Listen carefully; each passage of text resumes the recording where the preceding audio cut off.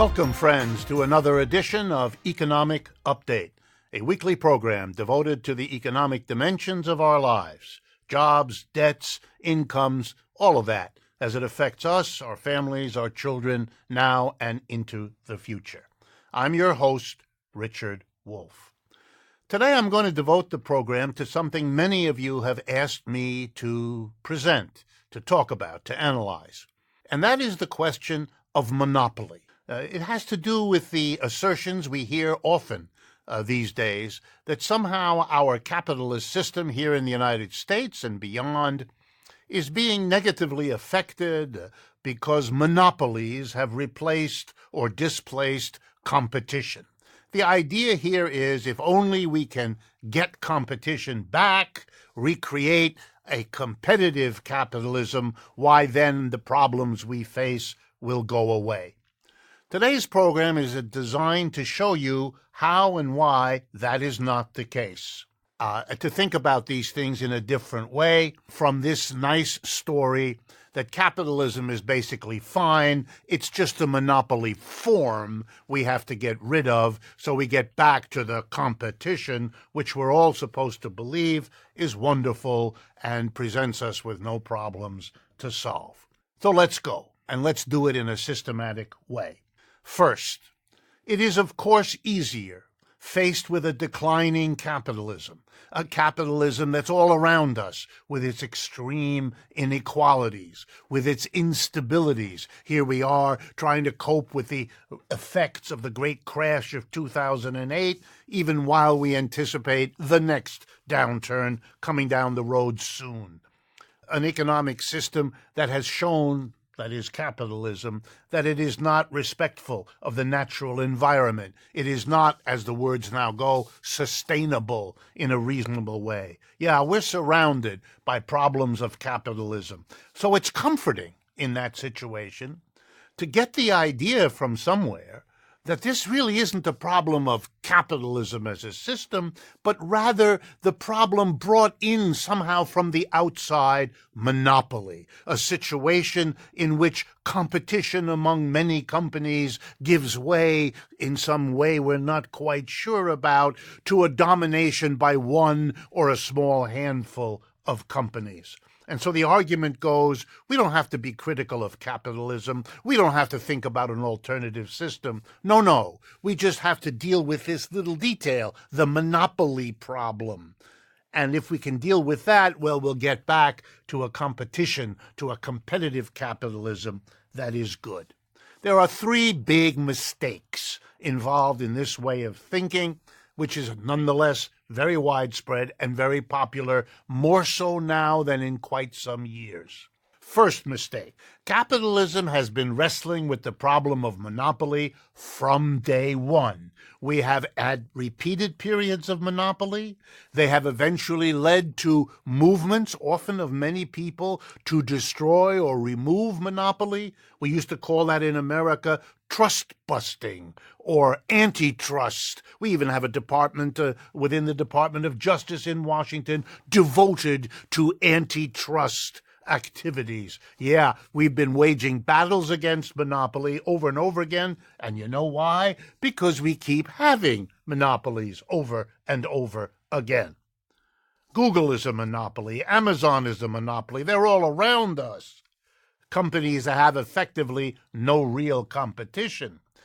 This is a problem that capitalism has always displayed, and that ought to lead you to wonder whether thinking about it as something we can do away with isn't maybe the best possible example of wishful thinking. The second big mistake is to imagine that competition is some unmixed blessing. It never was, and it isn't today. A competitive market is a human institution. Like every other human institution, it has strengths and flaws and weaknesses. To think of competition as some magical perfection is a silly abnegation of your own rational capability to evaluate something. It's sort of advertising thinking. By that I mean the advertiser tells you what's good about the product they've been told to advertise. They don't tell you what's bad about it. If you want to evaluate it, you don't talk to an advertiser because they only give you one side. The people who promote competition use advertising logic. We're not going to do that here. Competition is no unmixed blessing. And finally, I'm going to show you that competition is itself the major cause of monopoly, so that even if we ever got back to a competitive capitalism, that all that would mean is we're back in the process that produces monopoly as it always has. All right, so let's begin. I'm going to start with explaining how competition has all kinds of consequences that most of you, like me, don't like, don't want. It's a discussion, if you like, of competition's other side. You know, the part that the advertiser doesn't tell you about. The used car salesman who wants you to buy that junk doesn't tell you about what happened last week in the car crash that was part of, etc., etc. All right, let's begin. One of the major reasons that American corporations shut down their operations in the United States and moved them to China, among other places, is because of, you guessed it, competition. They wanted to make more money than they had been before. They were afraid of other companies beating them in the competitive game, so they said, wow, let's go to China because there you can pay workers a lot less.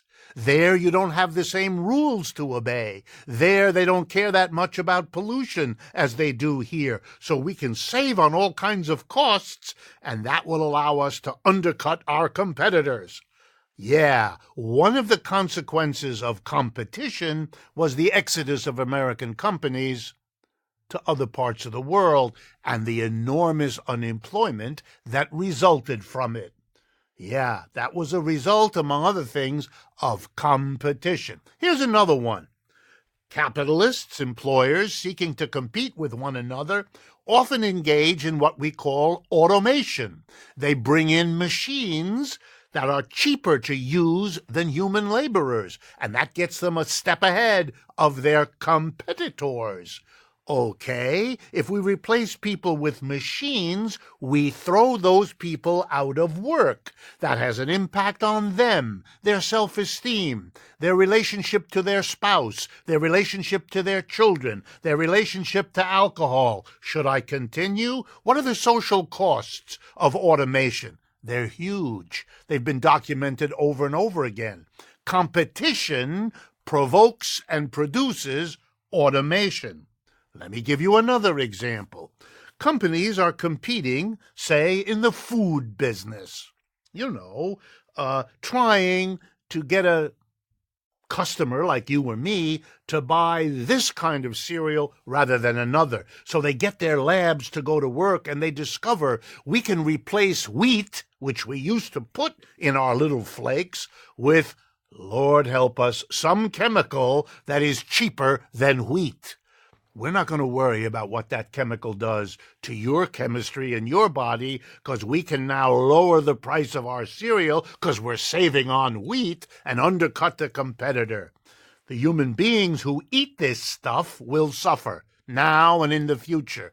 But competition left our producer of cereal no choice. And in case you think I'm making some up, let me give you some concrete ones.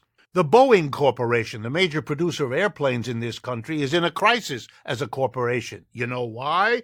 Because the 737 MAX crashed a couple of times, killing hundreds of people. And you know why? It turns out they economized on safety measures and training measures. And you know why they did that? Because they're in a very tight competition with European and other airplane manufacturers, and that leads them, as it usually does, to look to cut corners.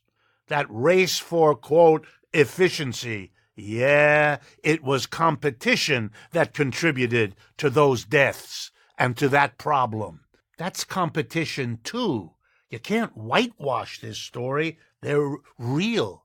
One of the ways Amazon beat its competition is it speeds up the work process. It has figured out ways to make people work much more intensely, using up their brains, their muscles, their nerves in ways that cause real long-term physical damage to working people. That, too, is a result of the competitive effort.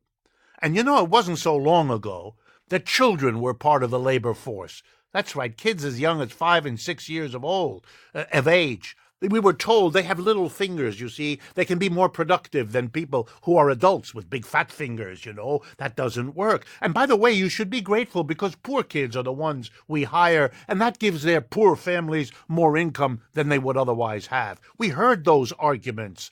Competition, the companies said, require them to use the more productive and the lower wage children rather than adults. So child labor was also a result of competition. It was so ugly and so troubling to so many people that finally there were movements in the United States and many other countries simply to outlaw child labor. So it became a crime for any employer to use a worker who was under 16 or 18 years of age. That was a way in which people said, we are not going to allow competition among capitalists to destroy our children. They were recognizing that competition has an awful effect in what it does to children.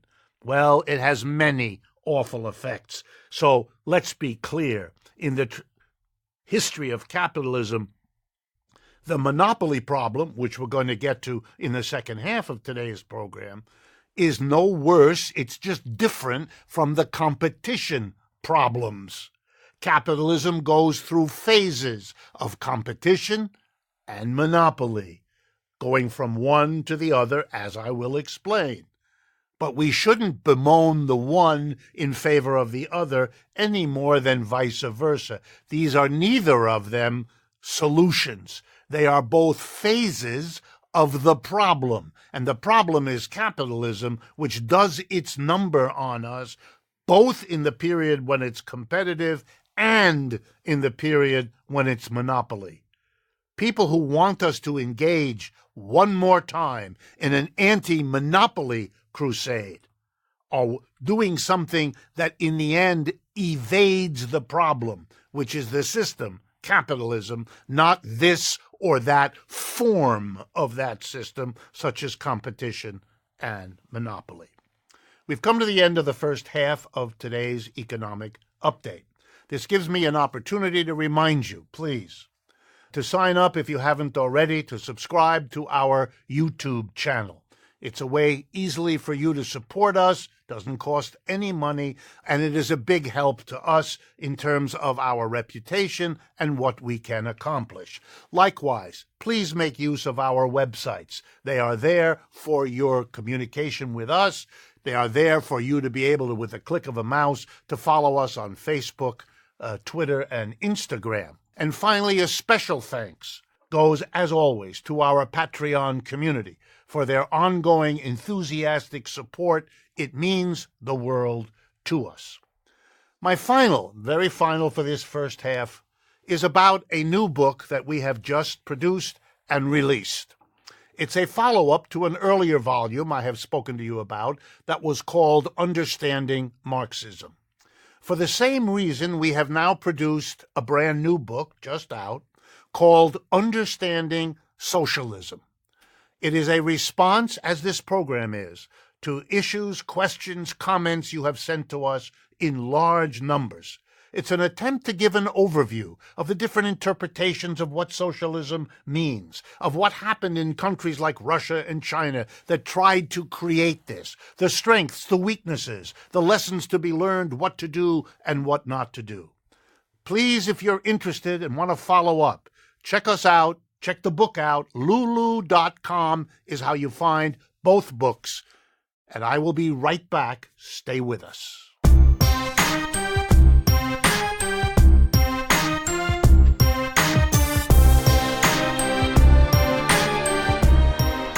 Welcome back, friends, to the second half of today's economic update.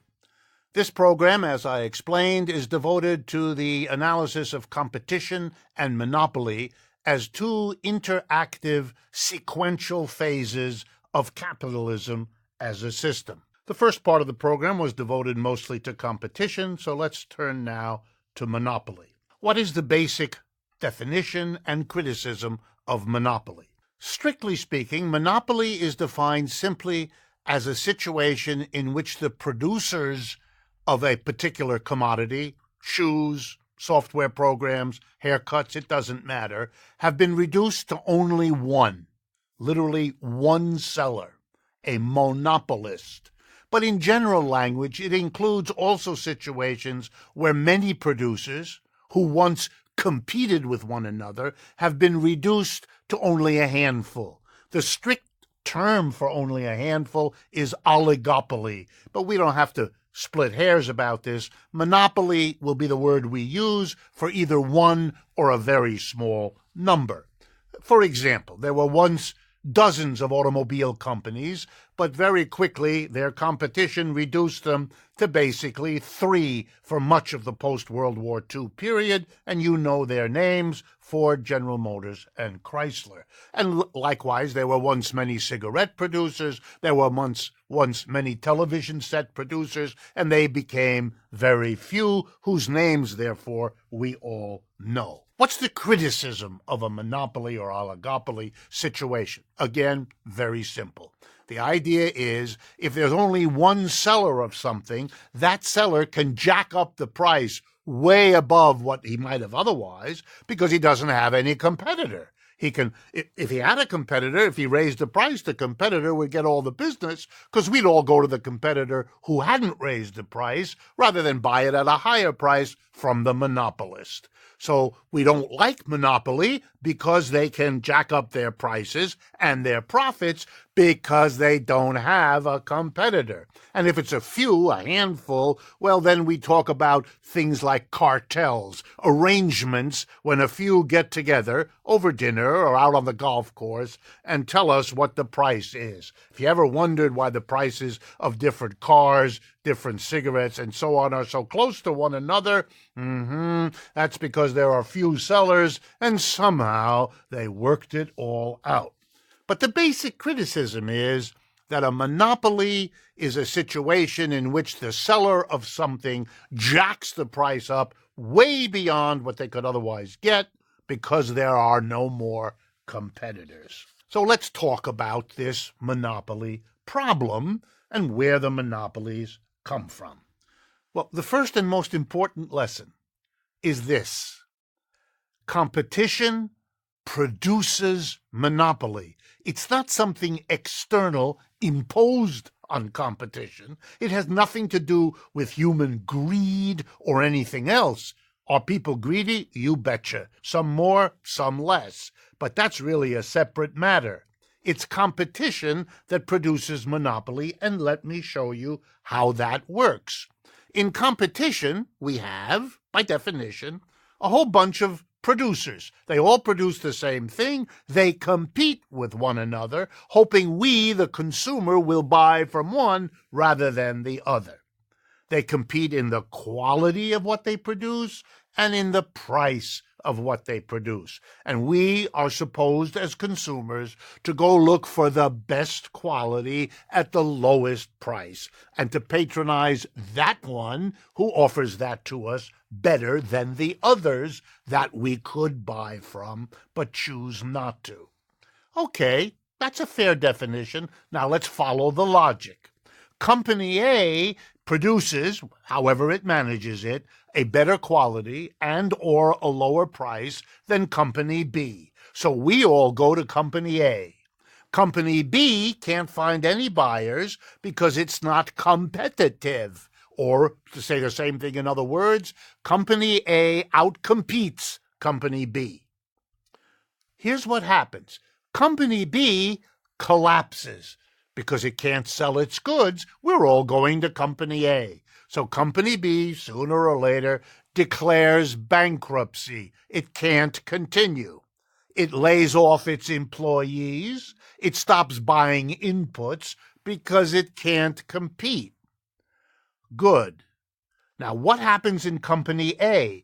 Company A says, hey, there's a whole bunch of workers that have just lost their job at Company B. They're trained in producing what we produce. Let's go hire some of them. And likewise, Company A says they're not using their computers or their trucks or their other inputs. They're going to have to sell them on the second-hand market. We can get some important inputs we need at a lower price than we would have to pay if we bought them new. So what begins to happen is where before there were two companies, A and B, there's now one larger A, and B has disappeared. Or to say the same thing in simple English, A, the winner in the competitive struggle, eats, absorbs into itself what's left of Company B. And this process is repeated over and over until 30 or 300 companies have become one or two or three. That's the result of competition. That's how competition is supposed to work. That's how competition does work. It's important to understand monopoly is where competition leads. And as if that weren't enough, let me make sure you understand this from the business point of view. It is the great dream of every entrepreneur to become the last one standing in the competition, to win the competition. Not just because it makes you feel good, you outmaneuvered your competitors, but because if you're the last one standing, you're the monopolist. The reward for having outcompeted the others is that you're now in a position to jack up the profits and the prices way beyond what you could have done before. So we have a system that produces monopoly and all the incentives for every entrepreneur in competition to work as hard as possible to become the monopolist. So why is anyone surprised that monopolies keep happening? Because they're the whole point and purpose of capitalist competition. If you ever were, and we never have, but if you ever were able to get rid of all the monopolies and reestablish competition, all you would be doing is setting this same process in motion again for the umpteenth historical time. In other words, fighting against monopoly is pointless as long as you have capitalism, because it is the endless reproducer of this problem, as it always has been. Now, how do monopolies maintain themselves? If you're the only one standing, you're a monopolist, or you're an oligopoly, you're a few, and you get together and jack up your prices together. The question becomes, look, a monopolist makes very high profits, much higher than a competitor can achieve. And isn't that an enormous incentive for other capitalists to get in on that business? Because look at the profits they're earning because they're the only one. Apple, Amazon, Google, the profits are staggering. Everybody wants to get in. So the way a monopolist has to think is, I've got to create obstacles that block other people from coming in to get a piece of the enormous profits my monopoly allows me to get. We call that in economics barriers to entry. Monopolists need to create barriers. Let me give you a couple of examples. The major soft drink makers in the United States, basically Coca-Cola and Pepsi-Cola, they produce a drink that has sugar and coloring in it and lots of water. Let me assure you, there is nothing difficult or complicated about producing a mixture of sugar, color, and water. It doesn't take a genius. It never did. Pepsi and Coca-Cola make a fortune off of their product, as we know, and they have for decades. They have a virtual monopoly.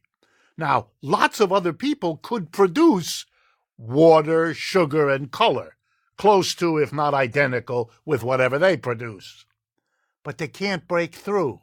They can't really get to that status. And you know why? Because Coca-Cola and Pepsi erected a barrier to entry. And the way they did that was with advertising. Every billboard, every magazine cover, every doorway of every institution you've ever been to has a picture of smiling, happy people drinking one or the other. You've learned that's the drink, that's the drink. Another company might make a perfect substitute, but they can't afford the enormous cost of advertising. The advertising costs more than the water and the sugar and the color. What you pay for when you buy Pepsi and Coke is the advertising that got you to buy it. You're paying for being hustled. But it works because it means other companies know that they can't get in there by cheaply producing an alternative, because you have to produce the advertising that goes with it, or else you can't do it. And so their monopoly is maintained. Here's another way to maintain a monopoly. Get the government to step in. Here, the famous example is the milk producers. Some years ago, there was a crisis with milk. There was contamination. People were getting sick. So the clever milk monopolies came in and said, we're going to support the enormously expensive special equipment to guarantee pasteurization and so on of milk. Why did they support it? Because your small farmer, your small dairy producer can't afford it. So they go out of business. Only the big rich few that are left can afford the enormous equipment. They used governmental rules to create a barrier to entry. Here's another way: corrupt public officials. President Trump denounces Huawei Corporation because it compromises our national security. It denounces European car producers because somehow their shipping cars here compromise our security. Who cares? As long as the president blocks other companies from getting into the business that might compete with an American, a barrier to entry exists. Monopolists have been very creative in coming up with ways to preserve their monopolies. I don't want to lose the basic point. The basic point is capitalism oscillates back and forth between competition and monopoly. First this industry, then that one. For a while, Ford, General Motors, and Chrysler were the monopolies, or the oligopoly, if you like, in automobiles. But eventually, Toyota and Nissan and Peugeot and Fiat broke the monopoly. In that case, it was foreigners who did it. And then we had some competition, and that then is now shrinking. The last two producers in France have just agreed to merge. You get the picture. Industry by industry, first this one and that one, go through one phase or another. The important point is the phases are not our problem. They merge into and incentivize each other. Each provokes movement in the other direction. The point to understand is that the problems of a capitalist system are not about this oscillation of phases. We're not going to solve the problem of monopoly by getting rid of them and reestablishing competition. We've been there, we've done that. It reproduces monopoly, and it doesn't change the basic inequality, unsustainability, instability of capitalism. We need to get beyond that stale old debate, competition versus monopoly, and face the underlying reality. Capitalism is the problem, and getting beyond it is the solution. Thank you for your attention. We've come to the end of this program, and I look forward to speaking with you again next week.